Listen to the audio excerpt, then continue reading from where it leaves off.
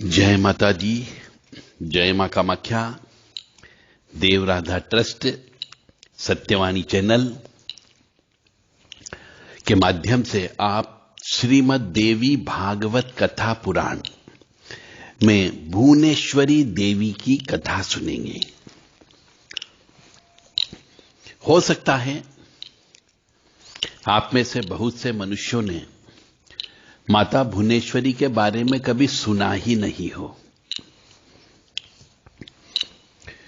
तो भुवनेश्वरी देवी 10 महाविद्या में से एक महाविद्या है।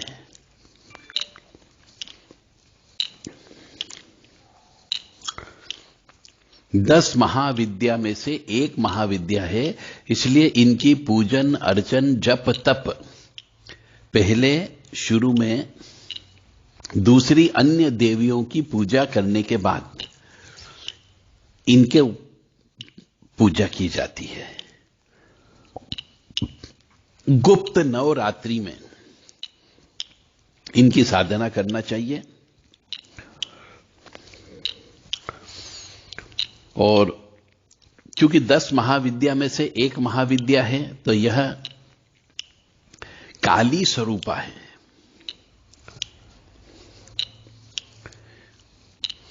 और काली स्वरूपा है तो इनको भी बलि देना होती है। कोई भी व्यक्ति जो मां भुवनेश्वरी की आराधना साधना जप तप करता हो उसे बलि देना अनिवार्य होता है। काली तारा महाविद्या षोडशी भुवनेश्वरी यानी पंचम महाविद्या है। तो भाद्रपद मास के शुक्ल पक्ष की द्वादशी तिथि इनका दिन माना जाता है। भाद्रपद मास के शुक्ल पक्ष की द्वादशी तिथि को इनका दिवस मनाया जाता है। और भुवनेश्वरी महाविद्या का स्वरूप जो है सौम्य है, सिद्धि प्रदान करती है। इनका भी जो मूल है वह तो प्रकृति ही है, परंतु दूसरे रूप में इनको भुवनेश्वरी के नाम से जाना जाता है। काली तत्व से निर्गित होने की वजह से ये भुवनेश्वरी काली रूप वाली ही मानी जाती है।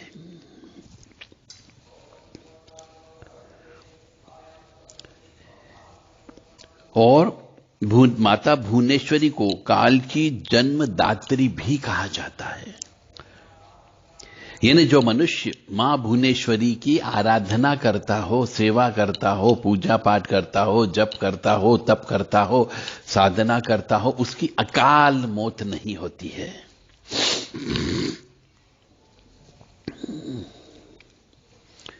इसलिए भुवनेश्वरी की साधना और पूजा पाठ उन मनुष्यों को करना चाहिए जिनके जीवन में अकाल मृत्यु होने की संभावना होती है। मतलब इस पृथ्वी पर जितने भी राग हैं, दोष द्वेष हैं, आयुध हैं, अंकुश हैं, पाश हैं, ये सब प्रकृति भुवनेश्वरी ही है।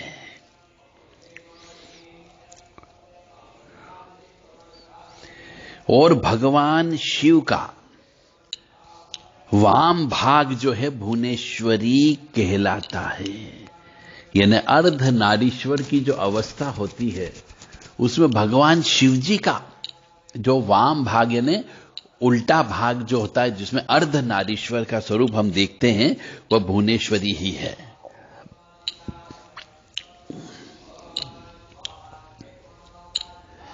भुवनेश्वरी के संग ही भुवनेश्वर सदाशिव को सर्वेश होने की योग्यता प्राप्त होती है।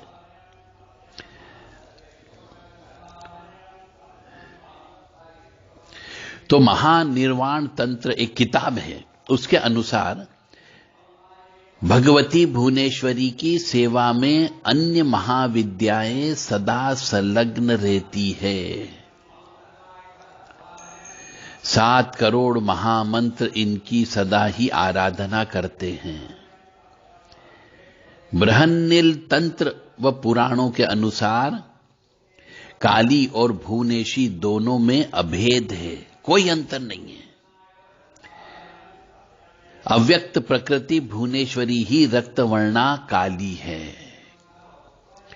अब देवी भागवत महापुराण के अनुसार रीम शब्द जो है वही भुवनेश्वरी का बीज मंत्र है। तो यदि कोई मनुष्य केवल रीम शब्द को ही जपता रहे, ओम ह्रीम नमः, ओम ह्रीम नमः, ओम ह्रीम नमः, ओम ह्रीम नमः, तो ही उसे सब प्रकार के सुख प्राप्त हो सकते हैं। नहीं हो तो प्रैक्टिकल करके देख लो, 1 महीने तक 41 दिन की साधना है, ओम ह्रीम नमः, ओम ह्रीम नमः, ओम ह्रीम नमः, कम से कम 8 से 10 घंटे आपको जप करना है। फिर देखो चमत्कार इस मंत्र का। परंतु इस जिस दिन जब से आप साधना करते हैं उस दौरान आपको अपने हाथ का बना हुआ भोजन खाना है, स्त्री से दूर रहना है, कंबल के आसन के ऊपर सोना है, किसी बाहरी व्यक्ति का भोजन नहीं करना है और शुद्ध, स्वच्छ और पवित्र बनाए रखना है, संयमित जीवन जीना है। तो ओम ह्रीम नमः ये मां भुवनेश्वरी का बीज मंत्र है। तो श्रीमद् देवी भागवत कथा के अनुसार दुर्गम नामक दैत्य के अत्याचार से संतप्त होकर बहुत से देवता और ब्राह्मणों ने हिमालय पर जाकर के भगवती भुवनेश्वरी की ही आराधना की थी, ऐसा श्रीमद् देवी भागवत कथा पुराण में लिखा हुआ है। और हम श्रीमद् देवी भागवत कथा पुराण की ही बातें आपके सामने कर रहे हैं।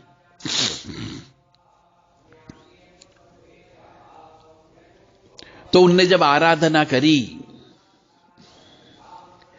तो माता भुवनेश्वरी प्रकट हुई और वे भुवनेश्वरी महाविद्या अपने हाथों में बाण, कमल पुष्प तथा शाक मूल लिए हुए थी।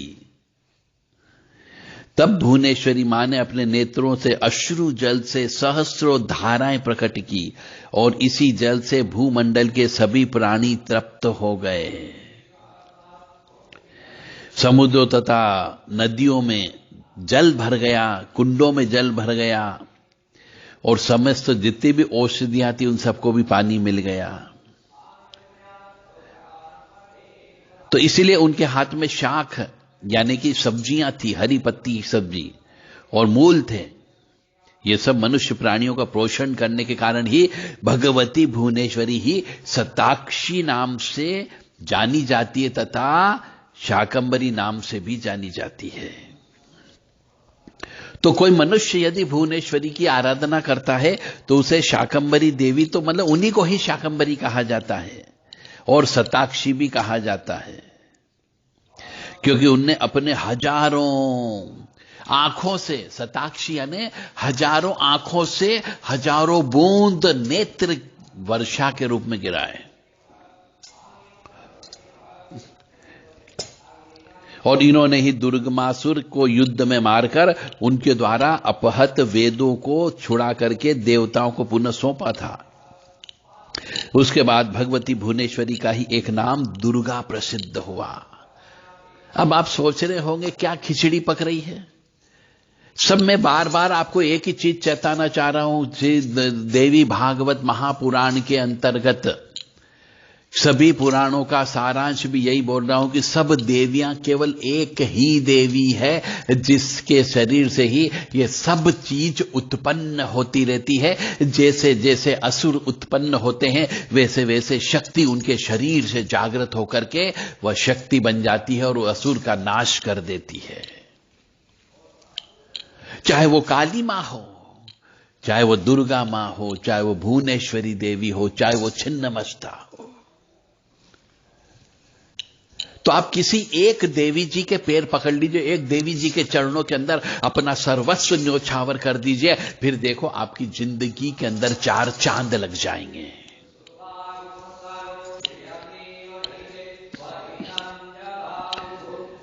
तो माता भुवनेश्वरी का दूसरा नाम दुर्गा भी है, शाकंभरी भी है, शताक्षी भी है, यानी सब एक ही है। इसलिए अपने मन मस्तिष्क और दिमाग में बिल्कुल ये निकाल दीजिए कि मैं इस देवी की उपासना करता हूं तो मुझे ये चीज मिलेगी कि नहीं मिलेगी। सबको सब चीज मिलती है। और ऐसा भी कहा जाता है कि भुवनेश्वरी की उपासना से पुत्र प्राप्ति विशेष होती है।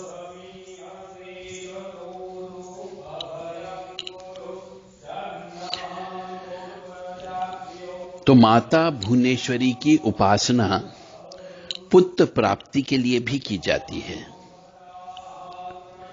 क्योंकि भुवनेश्वरी यानी भूमि मां भी हो सकती है, पृथ्वी मां भी हो सकती है। और इनकी उपासना करने से जिनके यहां बच्चे पैदा नहीं होते हैं उनके निमित्त इनका अनुष्ठान करना होता है।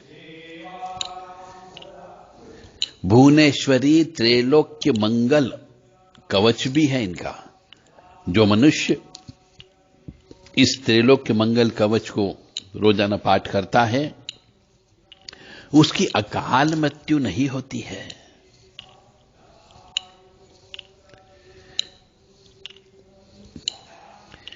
भुवनेश्वरी देवी के कई मंत्र हैं, परंतु आपको सिर्फ एक बीज मंत्र रीम शब्द का याद रखना है बस।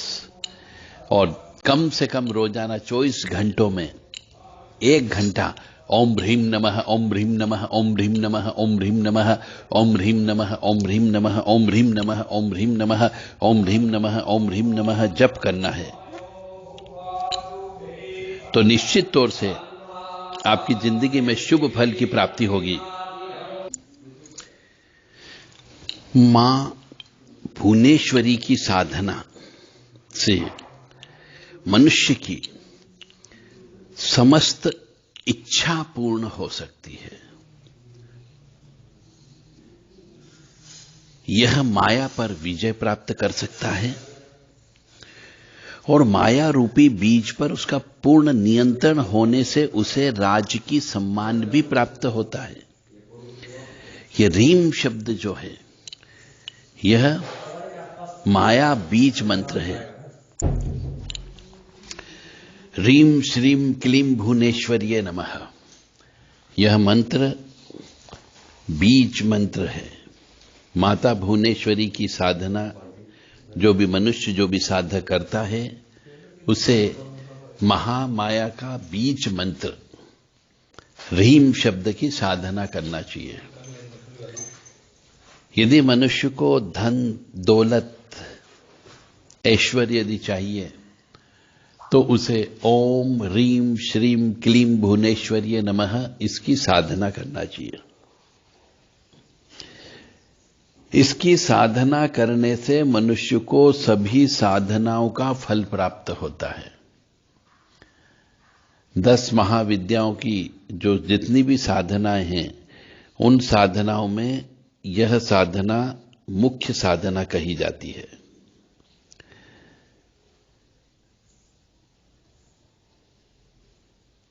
क्योंकि मनुष्य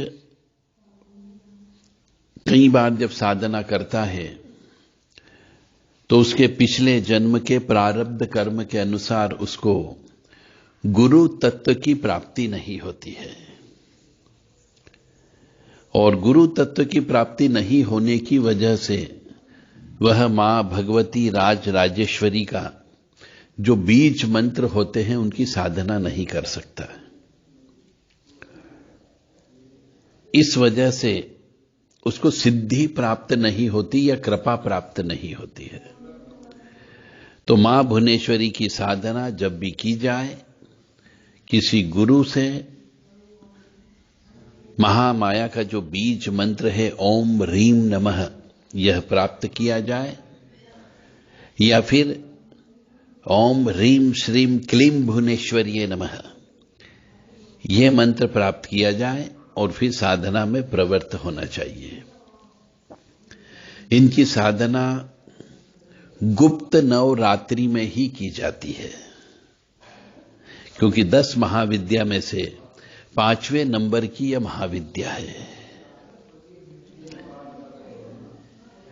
क्योंकि इनकी साधना इंद्र ने भी ऐश्वर्य व कीर्ति प्राप्त करने के लिए की थी और ऋग्वेद के अनुसार भुवनेश्वरी की साधना करने से अमोघ अस्त्र की प्राप्ति भी हो जाती है।